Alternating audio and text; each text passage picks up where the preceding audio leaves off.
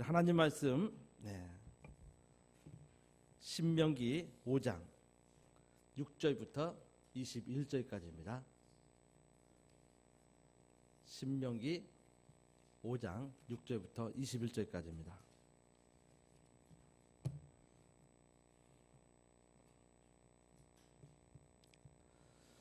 나는 너를 애굽 땅에서 종되었던 집에서 인도하여 낸 너희 하나님 여호와로라. 나 외에는 위하는 신들을 내게 있게 말지니라. 너는 자기를 위하여 새긴 우상을 만들지 말고 위로 하늘에 있는 것이나 아래로 땅에 있는 것이나 땅 및 물속에 있는 것에 아무 형상이든지 만들지 말며 그것들에게 절하지 말며 그것들을 섬기지 말라. 나 여호와 너희 하나님은 질투하는 하나님인즉 나를 미워하는 자의 죄를 갚되 아비로부터 아들로 3, 4대까지 이르게 하거니와 나를 사랑하고 내 계명을 지키는 자에게는 1000대까지 은혜를 베푸느니라. 너는 너의 하나님 여호와의 이름을 망령되이 일컫지 말라. 나 여호와는 나의 이름을 망령되이 일컫는 자를 죄 없는 줄로 인정치 아니하리라. 여호와 너희 하나님이 네게 명한 대로 안식일을 지켜 거룩하게 하라. 엿새 동안은 힘써 내 모든 일을 행할 것이나 제7일은 너희 하나님 여호와의 안식인즉 너나 네 아들이나 네 딸이나 네 남종이나 네 여종이나 네 소나 네 낙이나 내 모든 육축이나 내 문 안에 유하는 객이라도 아무 일도 하지 말고 네 남종이나 네 여종으로 너 같이 안식하게 할지니라. 너는 기억하라. 네가 애굽 땅에서 종되었더니 너희 하나님 여호와가 강한 손과 편 팔로 너를 거기서 인도하여 내었나니 그러므로 너희 하나님 여호와가 너를 명하여 안식일을 지키라 하느니라. 너는 너희 하나님 여호와의 명한대로 네 부모를 공경하라. 그리하면 너희 하나님 여호와가 네게 준 땅에서 네가 생명이 길고 복을 누리리라. 살인하지 말지니라. 간음하지도 말지니라.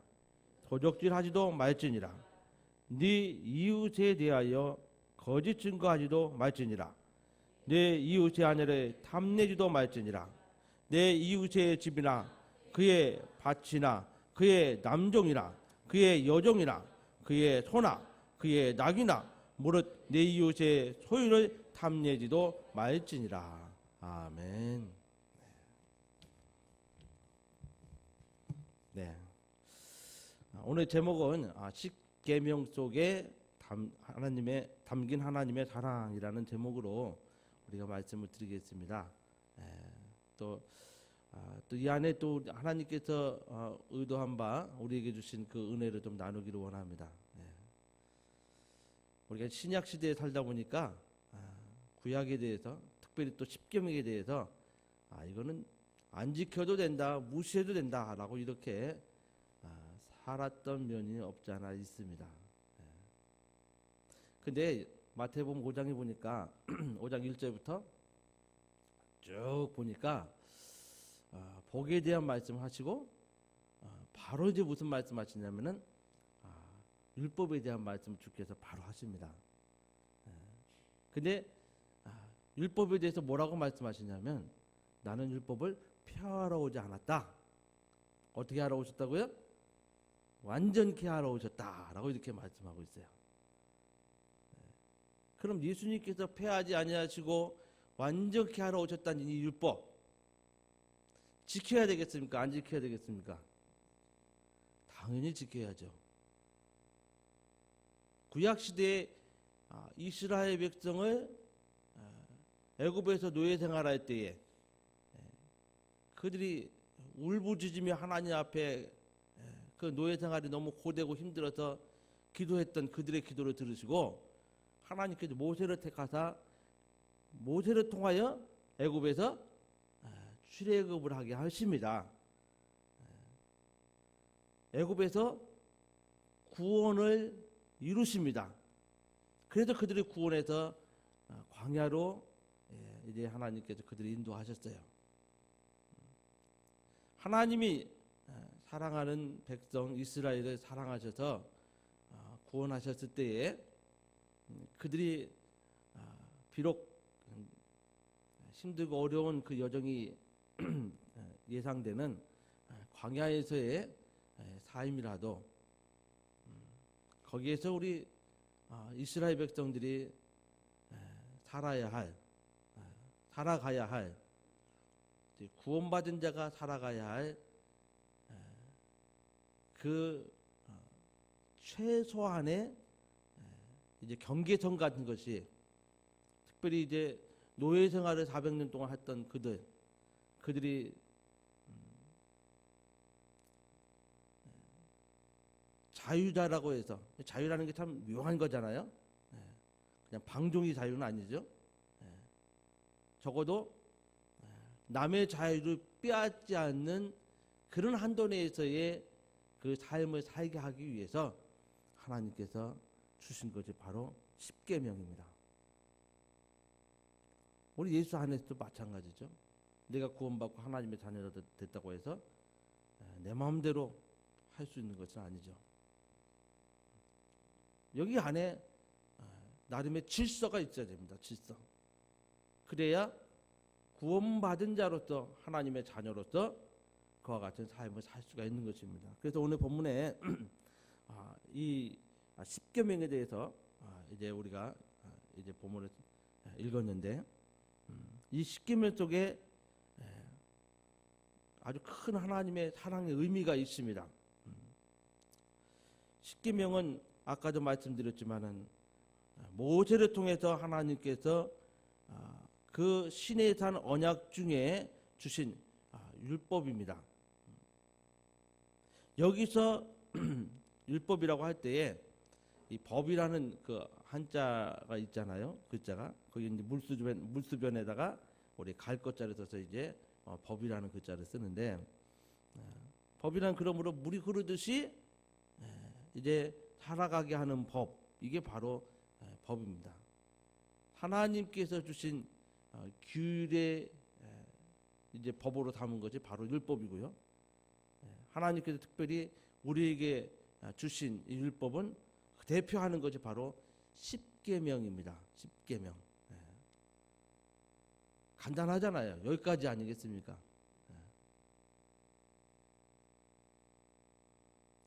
그러니까 이 법은 우리 이제 뭐 하나님께 주신 법이 아닐지라도 이 세상에서도 마찬가지죠. 최소한의 도덕을 기초로 삼은 것이 바로 법입니다. 그래서 어느 나라든지 이 법이 비슷합니다.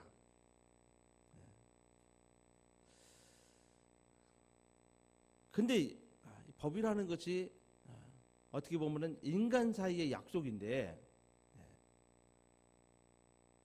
근데 이 법이 우리 그 인간의 욕심에 의해서 만들어지면요, 그 법은 우리를 굉장히 억압하고 괴롭히는, 또 우리를 고통스럽게 하는 그런 법이 되고 맙니다. 그래서 법을 누구 위해서 만들어졌냐가 굉장히 중요하죠. 만약에 독재자가 만들면요, 그 법은 온 국민을 힘들게 하고 고통스럽게 하고 온 나라가 억압돼서 짓눌려서 정말 그 독재자를 위한 그 법으로 바뀌어서 힘들게 되죠. 우리도 그런 시절을 겪은 적이 있죠.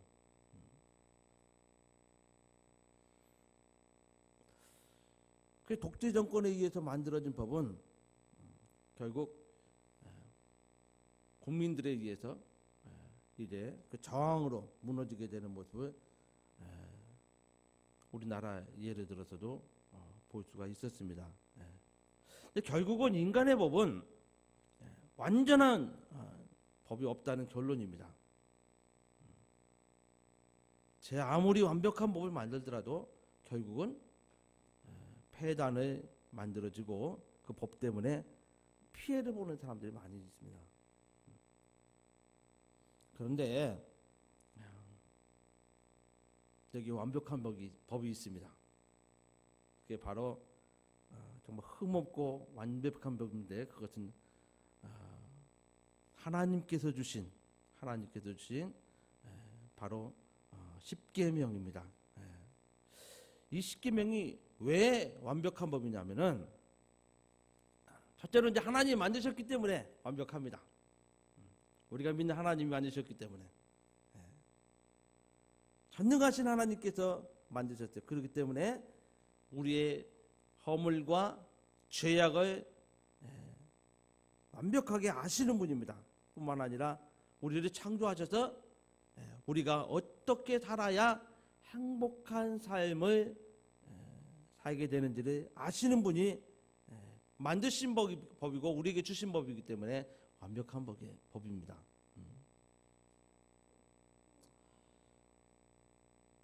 오늘 이 십계명을 우리에게 왜 주셨느냐?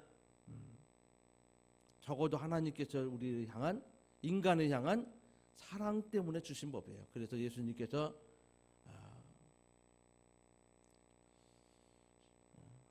율법의 대강령을 뭐라고 그랬습니까? 첫째는 하나님을 사랑하는 거고, 둘째는 이웃을 내 몸과 같이 사랑하는 것입니다. 우리 잘 아는 이제 그런 내용이죠. 근데 이 하나님께서 이렇게 우리를 사랑해서 정말 하나님께서 지키라고 주신 이 율법은, 그렇기 때문에 오늘날에도 꼭 지켜야 하는 겁니다. 근데 이 십계명 쪽에 담긴 하나님의 사랑은 어떤 것이냐면요, 첫째는 구원받은 사람이 지킬 수 있는 계명이라는 겁니다. 구원받은 자가, 받지 않는 자가, 노예였던 자가 지킬 수는 없는 법이에요. 이스라엘 백성이 애굽에서 종살이 하였습니다. 처음에는 요셉에 의해서 그의 가족, 아버지 야곱과 함께 한 70명 정도가 애굽에 들어가서, 또 그 요셉의 그 치적에 의해서, 또 그가 국무총리로서 있을 때는 아마도 대우를 받지 않았나 생각을 합니다. 그러나 요셉이 죽은 후에 애굽은 정권이 바뀝니다. 왕조가 바뀝니다. 그리고 요셉의 그 치리를 무시하는 그런 정권이 서게 됩니다. 그때부터 이스라엘 백성들은 고통스러운 삶을 살기 시작하는 거예요. 뿐만 아니라 이스라엘 백성의 숫자가 막 점점점 막 늘어나니까, 이스라엘은 아주 예전부터 많이 낳는 게 복이라고 생각을 했습니다. 오늘날에도 많이 낳는 게 복일까요, 아닐까요? 복입니다. 우리나라를 봐서도 그렇습니다. 2025년 이후로는요,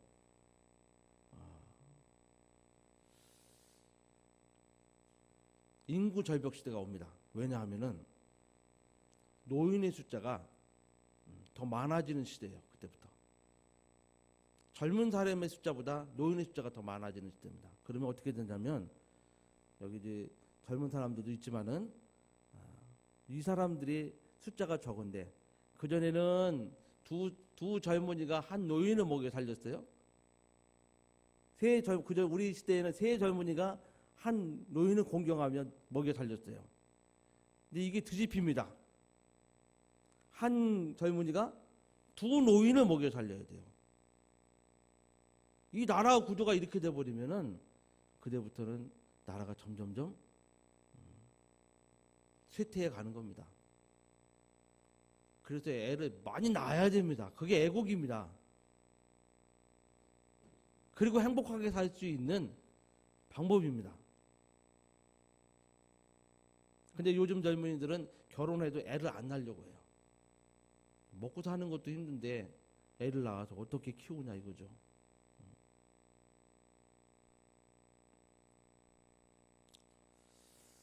그럼 막 이스라엘은 이렇게 애를 많이 낳아서 이제 하나님 원하시는 대로 생육하고 번성하라는 말씀을 막 이루어서 인구를 늘리는 것이 그들에게 복이었던 것입니다. 막 이렇게 늘어나는데 이 애굽의 정권이 이것을 감당하기가 힘든 거예요. 이러다가 이스라엘에게 나라가 잡혀먹게 생기는 겁니다. 그리고 감당이 안 되는 겁니다. 그래서 어떤 왕은 이스라엘에 남자아이가 태어나면 무조건 죽이라고 합니다. 그런 법이 나오죠. 결국 이들은 애굽의 이제 노예로 종으로 존재하게 됩니다. 그래서 이들의 그 고통이라는 것은 이루 말할 수 없게 되죠. 그렇게 힘든 그들이 하나님 앞에 부르짖습니다. 이제 너무 힘들고 고통스러워서 하나님 앞에 부르짖습니다. 그때 그거는 하나님께서 구원하기로 작정하시고 드디어 이제 모세를 세우시고 결국 모세를 지도자로 세워서 그들을 애굽에서 인도하시고 구원해 내십니다. 이것이 바로 출애굽입니다. 그들이 애굽의 노예에서 종에서 해방되었을 때에 그들의 신분이 어떻게 바뀌죠? 노예에서 자유인으로 바뀝니다. 자유인. 저와 여러분도 죄와 사망의 종로를 타다가 예수를 만나고 그의 피로써 그가 우리 대신해서 죽으신 십자가의 그 죽으심으로써 죄와 사망에서 자유한 자가 됐어요. 이러한 자유인들에게 그들에게 더 이상 애굽에서 어떤 정권이나 어떤 그 사람들이 이래라 저래라 할 수 없는 사람들이 됐죠.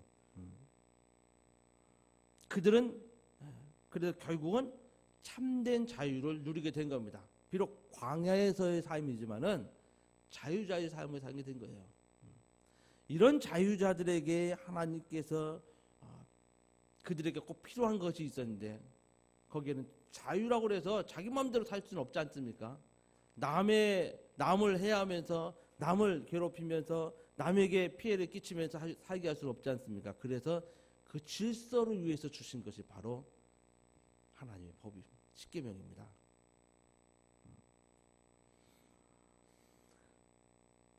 자유라는 것은 참 묘하죠. 마음대로 사는 것이 자유 같지만 그렇게 되면 무질서해지고 많은 어려움을 겪게 됩니다.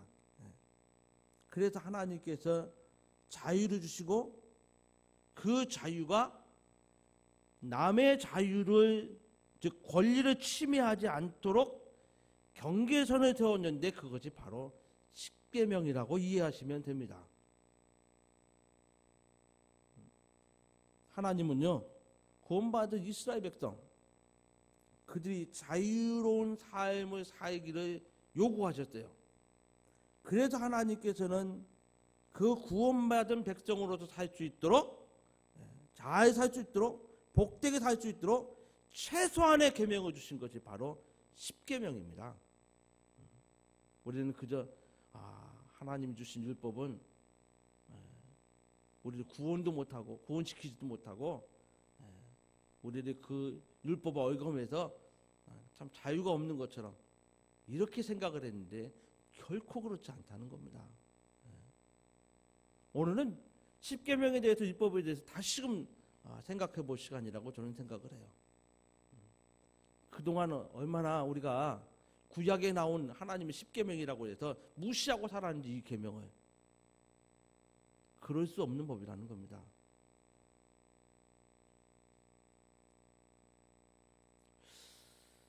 저와 여러분이 예수님을 믿고 예수님을 구주로 삼고 하나님의 자녀가 됐습니다. 그래서 하나님께서 주신 이 계명은 당연히 그래서 지켜야 할 계명입니다. 유대인들이 이 계명을 주신 목적에 대해서 잘못 오해하고 있었어요. 저와 여러분도 그들의 생각과 전혀 다르지 않게 살아왔습니다. 지금까지. 그들은 어떻게 생각하냐면 이 계명을 지켜야만 구원을 받는다고 생각을 했어요. 이게 잘못된 것입니다.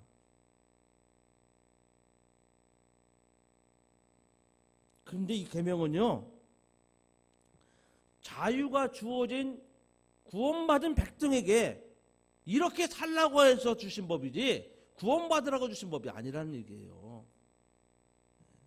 우리는 이것을 이해해야 됩니다. 그래서 이거 지켜야만 구원을 받는 것이 아니라 구원받은 백성이 이것을 지킴으로 우리 하나님께서 원하시는 행복한 삶을 살게 하시는 그런 법이라는 것이죠. 거기는 하나님의 정말 구원받은 자들을 향한, 자유자들을 향한, 하나님 구원하신 자들을 향한 사랑이 담겨있는 그와 같은 계명이 바로 십계명입니다. 그래서 예수님께서도 하나님을 사랑하고 네 이웃을 사랑하라, 그게 다 사랑이라는 그 공통점이 있지 않습니까? 하나님의 사랑이 담겨 있습니다. 이 십계명은요, 저와 여러분의 자유와 행복을 보장하는 계명이에요. 왜? 구원받은 자가 지키며 살 계명이기 때문에. 사람이 가장 얽매이게 하는 것은 사람이 아니거든요. 인간을 힘들게 하고 아프게 하고 억압하고 규제하는 것이 무엇이냐? 타락한 종교입니다. 특히 우상을 섬기는 종교는 인간의 삶을 여러 가지로 규제하고 억압을 합니다. 예를 들자면 애굽이 태양신을 섬기죠. 그런데 태양신의 아들이라고 하는 자가 누굽니까? 애굽의 왕인 바로입니다. 지금도 이집트에 가면요, 현대 과학으로 어떻게 판단하기 힘든, 그건 이거 어떻게 세웠을까 하고 이렇게 참 불가사의 같이 느껴지는 피라미드가 아주 수두룩하게 있습니다. 스핑크스가 만들어져 있는 것을 보게 됩니다. 그게 누굴 위해서 또 누가 만들었을까요? 우리 잘 아는 것처럼 신의 아들 바로 왕을 위해서 만들어졌습니다. 누가 만들었을까요? 노예들이 만들었어요. 그걸 만들기 위해서 얼마나 많은 사람이 죽어갔으며 피땀 흘리는 그런 고통 속에서 그것이 만들어졌을까 생각을 해보세요. 근데 그걸 만드는 작업을 이스라엘 백성들이 그 당시에 했던 것입니다. 우상에 얽매인 수많은 사람들이 눈물과 핏방울로 만든 것이 바로 적어도 애굽에서의 피라미드예요. 이 밖에도 우리 인도라는 나라에 가보면요, 인도는 우상 종교가 지배하는 나라예요. 뭐 하다못해 조그만 벌레도 다 신이 됩니다. 특히 이제 인도에 현존하는 힌두 신상을 보면, 그걸 살펴보면은 현존하는 대부분의 아주 뭐 작은 것부터 큰 것까지 다 대부분의 피조물들, 인간을 제외한 모든 피조물들이 뭐예요? 신이에요. 그러니 인간의 삶이 얼마나 억압당하고 살겠어요. 그런데 십계명은요, 참 하나님만 섬기게 하는 법입니다. 어떤 형상도, 심지어는 하나님의 형상도 만들어 섬기지 못하도록 합니다. 우상으로부터 해박된 자로서 자유를 누리도록 해준 것이 바로 십계명이에요. 안식에 대한 계명도 그렇죠. 나만의 안식이 아니에요. 아까 우리 안식에 대해서 읽었죠. 나, 내 가족, 이웃, 하다못해 내게 속한 모든 동물까지도 다 안식하는 거예요. 특히 하나님께서는 그날에 또 복을 주시며 안식일을 제정을 하셨습니다. 누구도 안식하셨어요? 하나님도. 정말 그러면 모두가 행복하자는 법입니다.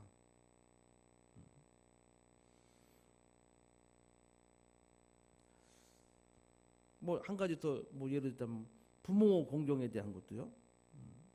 부모를 공경하며 내가 힘들고 어려울 것 같지만은 아니에요. 오히려 부모 공경은 내가 행복하게 사는 비결이에요. 뿐만 아니라 내가 그렇게 함으로써 내 자식이 보고 나도 그렇게 공경을 받을 수 있는 법이에요. 얼마나 좋은 법입니까? 어떤 며느리가 어떤 할머니에게 큰 며느리가 있고 작은 며느리가 있었대요. 큰 며느리는 그 부모님한테 얼마나 지극정성으로 잘하는지, 예를 들어 밥을 하고 또 반찬을 하더라도 늘 좋은 그릇에 또 좋은 것으로 이렇게 힘을 다해서 이제 먼저 드렸습니다. 그리고 먼저 챙기고, 그거 나중에 자식들이 보고 자기 어머니도 그렇게 섬기더래요. 근데 둘째 며느리는 자식 위주로 살았어요. 그래서 자식에게 가장 좋은 걸 주고 늘 먼저 챙겨주고 부모님들에게는 남은 거 주고. 어떻게 대접받았겠어요? 자식들이 그걸 봤기 때문에 자기 어머니에게 그렇게 대접하라고요. 그렇게 멸시를 했다는 겁니다.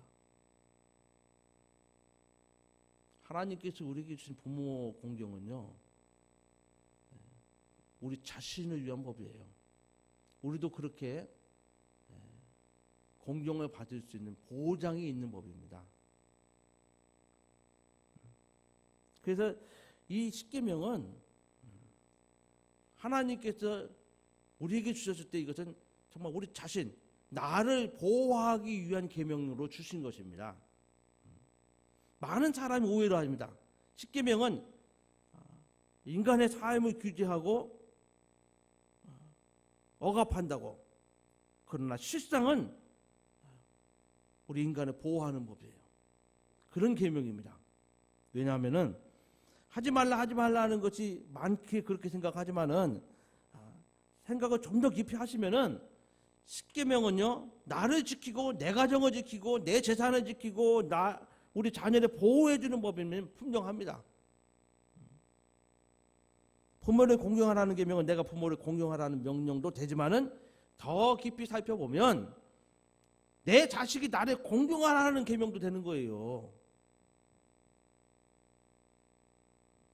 결국 나의 노후가 보장되는 법입니다. 지금은 우리 어른들이 특히 이제 제 나이 뭐 비슷한 연령에 있는 분들 그렇게 하시죠. 가장 끼인 세대라고 그래갖고 아마 우리 바로 위에 세대도 마찬가지죠. 자식도 키워야 되고 부모도 공경해야 되나. 자기는 아무것도 아닌. 그러니까 노후가 보장이 안 되면 좀 비참함이 예상이 되는 그런 세대라고 그러죠. 그런데 이 하나님의 말씀대로 이 계명을 지켜보세요. 노후가 보장될 것 같습니까? 안 될 것 같습니까? 할렐루야, 아멘. 되는 겁니다.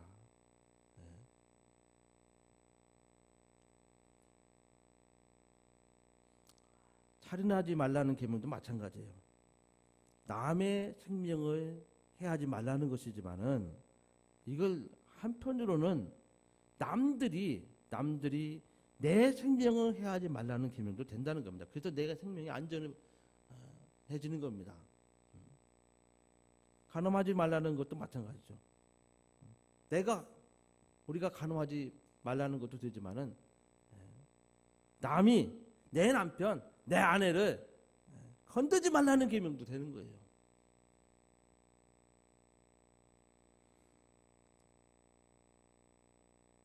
도적질도 마찬가지예요. 정말 하나님께서 내 재산을 지켜주기 위한 그런 법이라는 것을 우리가 확실히 알 수가 있습니다.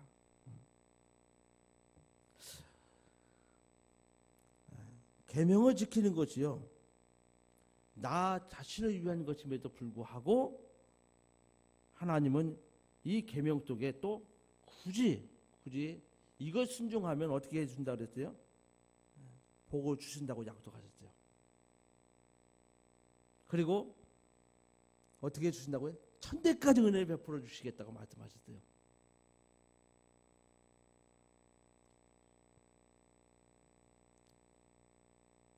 복되게 하여서 거룩하게 하여 주신다고 하셨습니다. 또 내 생명을 길게 해주겠다고 약속하셨습니다. 십계명을 지키면 현세에서도 하늘에서도 복을 누리게 되는 보너스가 있는 계명입니다. 그래서 오늘날에도 우리가 예수께서 말씀하신 대로 나는 율법을 폐하러 온 것이 아니라 완전케 하러 왔다라고 말씀하시면서 복에 대해 말씀하시고 그 말씀을 하시고 나서 그 당시에 유대인들이 가장 안 지키고 율법을 지키며 사는 것 같지만은 이 속으로는 그렇지 않았던 그들의 모습을 강렬하게 지탄하십니다. 남 비판하는 것, 외식하는 것, 이런 것에 대해서 말씀하세요. 그리고 남의 재산에 대해서 막 취하는 것, 강포하는 것, 이런 것에 대해서도 말씀하세요.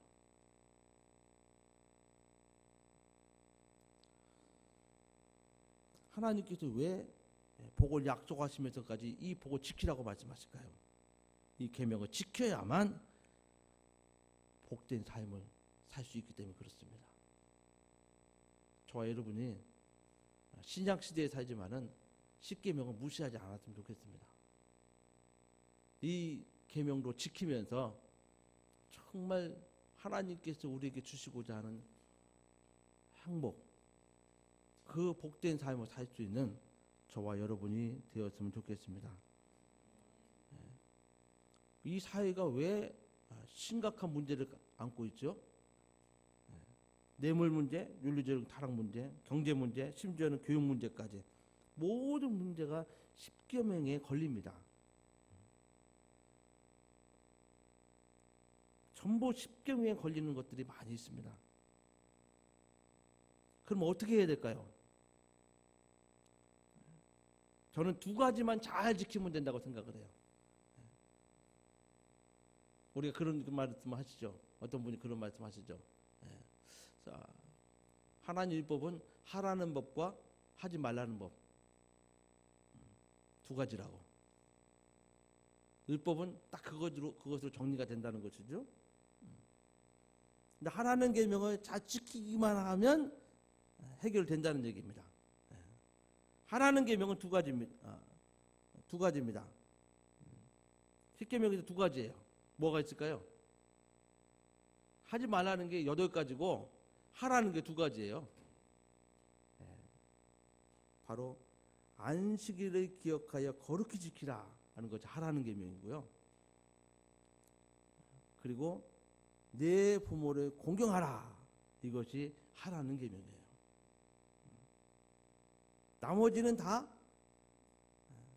하지 말라는 것이지만은 이 두 가지만 제대로 하면 다 저절로 지켜진다는 겁니다. 안식일을 잘 지키면 우상을 섬기지도 않게 되죠. 또 그것에 절하지도 않게 되죠. 또 하나님을 망령되이 부르지도 않게 되죠. 또 이제 부모를 잘 공경하면 어떻게 되죠? 살인도 안 하게 되고, 간음도 안 하게 되고, 도둑질도 안 하게 되고, 거짓 증거도 안 하게 되고, 남의 것을 탐내지도 않게 된다는 거예요. 그래서 저와 여러분이 하라는 것 두 가지만 열심히 해도 나머지 계명은 저절로 지켜진다 하는 것이죠. 둘째는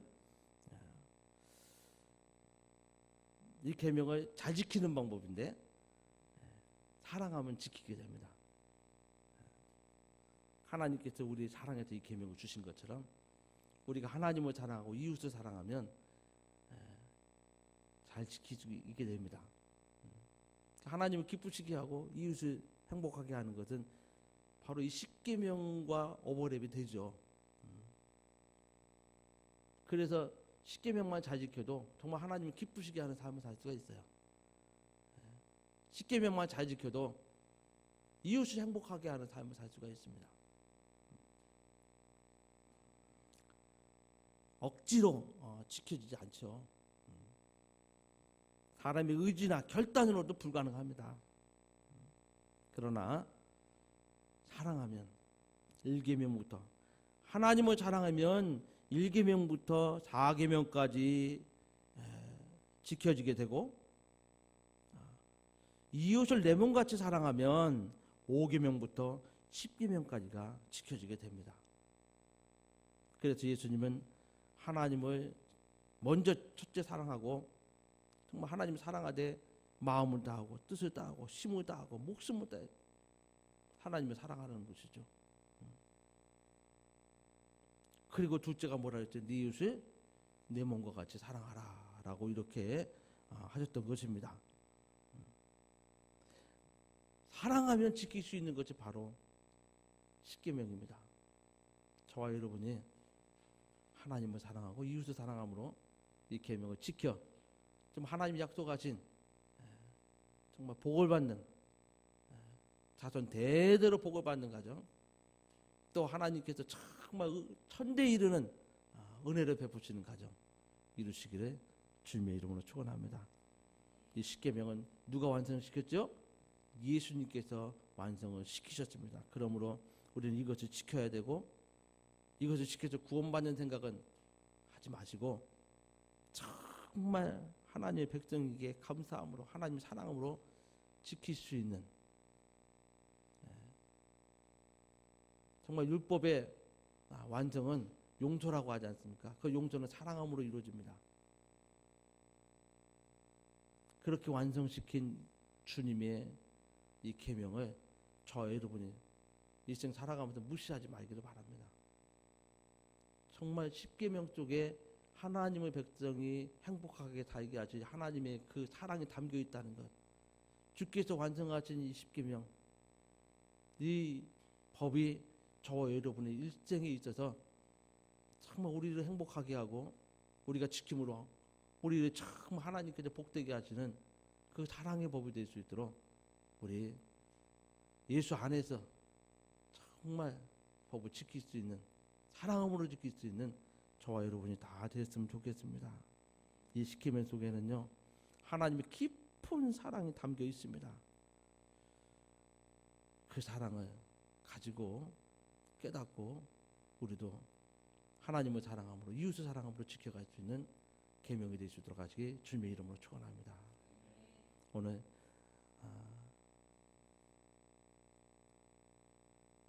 구약을 보면서 이 십계명에 대해서 한번 제가 요즘에 이제 뭐 서울에서도 우리 목사님들이 새벽기도 때마다 이 십계명을 가지고 설교를 했다고 그러더라고요. 그래서 저도 십계명에 분명히 무슨 의미가 있을 것인데라고 생각을 하면서 준비하다 보니까 이렇게 하나님의 큰 사랑에, 특히 하나님의 자녀로서 구원받은 저와 여러분, 자유자요 상속자요 하나님의 정말 후사로 삼은 저와 여러분들이 이 세상에 사는 동안은 적어도 가장 기초적인 이 법이라도 지키지 않으면 하나님께서 우리의 삶을 결코 관여하시지 않겠구나라는 생각을 했습니다.